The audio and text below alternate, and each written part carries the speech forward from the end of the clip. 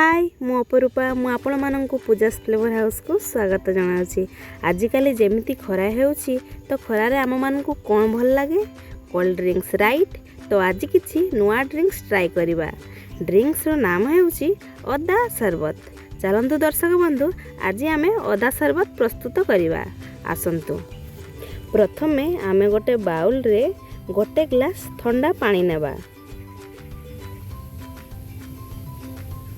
ठंडा पानी नहीं सारा परे आमे सेथिरे चीनी पकेइबा। चीनी आपन को हिसाब रे नेबे। आपन जदि बेसी मीठा खाया पई चाहछंती बेसी चीनी नेबे। आपन जदि कम मीठा खाइबा जे कम चीनी नेबे। मु एथिरे 4 चामच चीनी पकेइ नेछि। तापरे आधा चामच लूण पकेइ नेबा। तापरे 1 इंच अदा को भलो से छेंची नेबा। वर्तमान हमर अदा छेंचा रेडी हो जाइछि। अदा छेंचा को पानी रे पकाई नवा। तापरे आमे भलो भाबरे फेंटी नवा। वर्तमान हमरो चीनी लूण आउ अदा भलो भाबरे फेंटी होई जाइछि।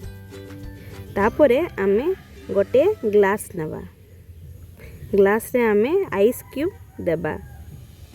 आइस क्यूब देबा परे आमे जलजीरा पकाई नवा।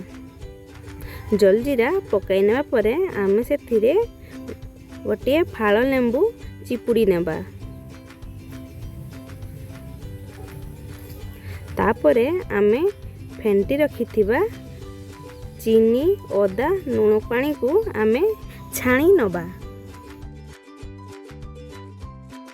वर्तमान आमर रेडी हो गला ओदा शरबत। ओदा शरबत पीबा देह पाई बहुत उपकारी। खरा दिन रे पीबा पाई बहुत टेस्टी लगी थाए। आपण माने याको थरे ट्राई करी देखंतु। आपण माने मार्केट रो कोल्ड ड्रिंक्स पीबा भूली जिवे। आपण माननकु जदि मो शरबत रो रेसिपीटी पसंद आस्ते तेबे आपण माने घरे निहाती ट्राई करिवे ओ केमिति होईछि ओ केमिति टेस्ट हेछि मते कमेंट माध्यम रे जणाइबे। आपण माननकु जदि मो रेसिपीटी भल लागि थाए तेबे लाइक शेयर कमेंट सब्सक्राइब करबा को जमारो भूलिबेनी। जय जगन्नाथ।